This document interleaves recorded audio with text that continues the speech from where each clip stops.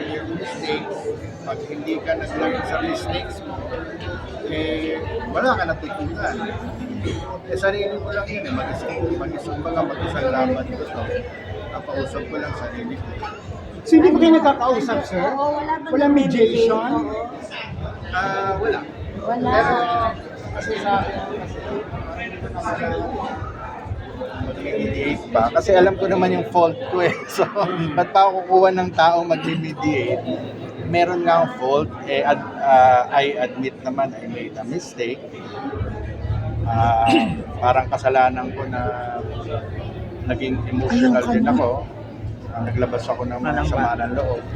Pero yun yan, dahil sabi ko nga, first time lahat to sa akin, ang importante sa akin din, yung natutunan ko, ay mali pala to.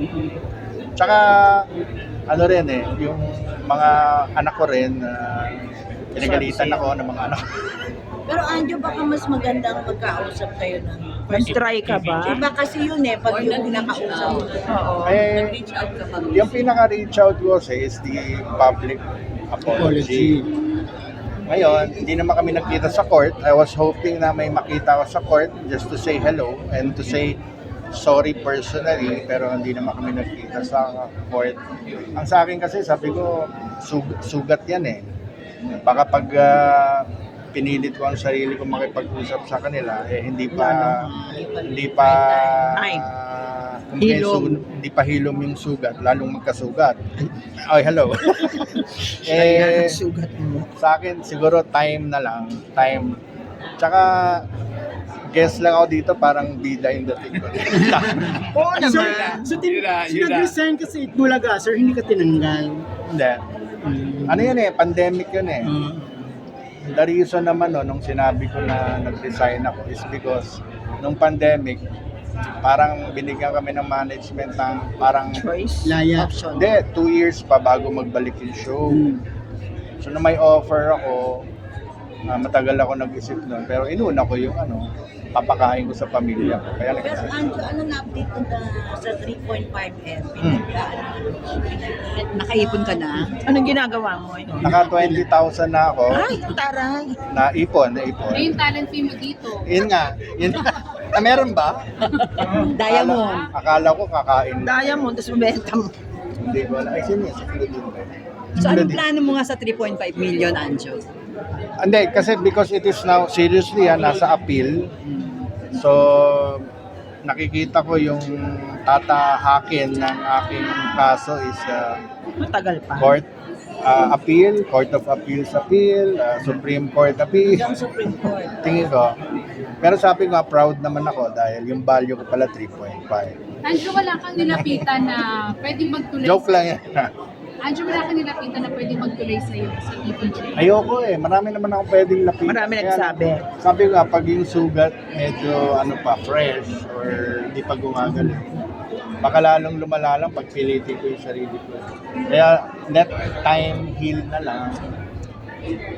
Wala naman ako sinasabing masama simula nung nagkaroon ako ng mga sinabi. I had been always apologetic. Tsaka hinaharap ko naman yung case professionally.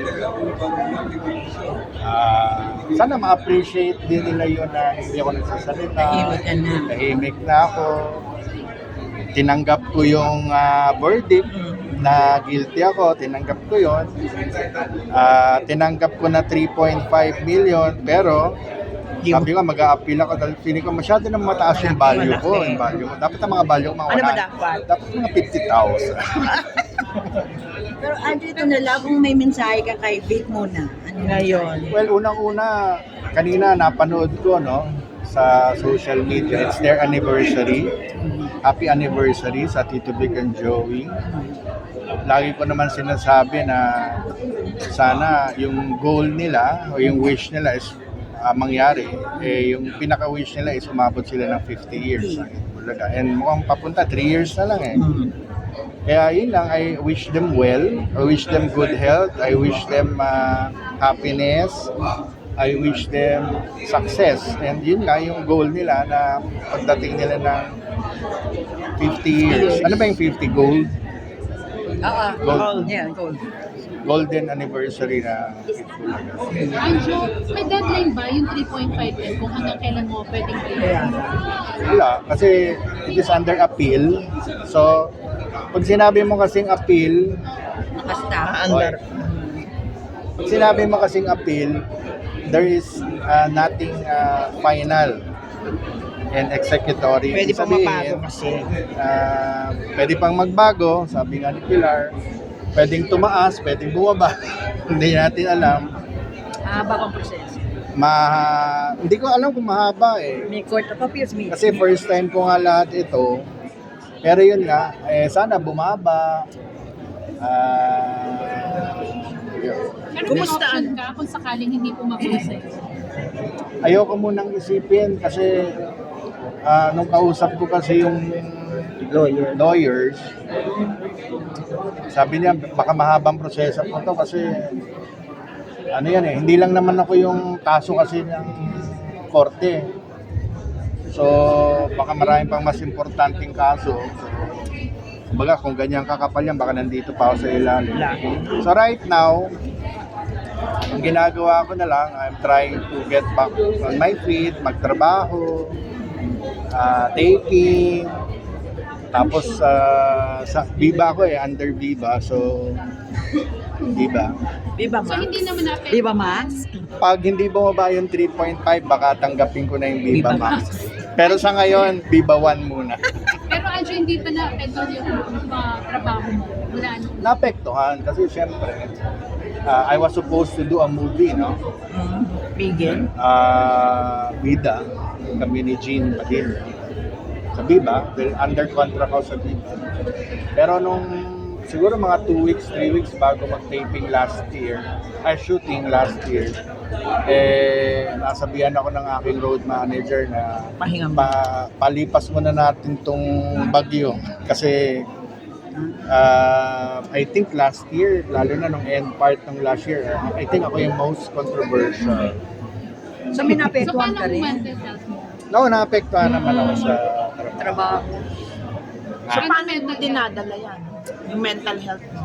Mental health, hindi naman ako apektado mentally. Natutuwa nga ako kasi alam mo yung parang nilagay ka ng Diyos sa lupa bigla. After all these years na binibigyan ka ng blessing, tapos bigla kang hinila sa lupa, nasa lupa ka ngayon. Marami ako na-realize marami namang good, hindi lang naman bad. Marami namang good akong naranasan dito. At natutunan pa. Kaya bagamat nahirapan ako dahil siyempre, no, ang artista kasi ang trabaho niya pag-aartista. Diyan ang main source of bread and butter. Sabi nga ni Dogs, bread and butter. Kaya doon ako nahirapan na yung regular na income.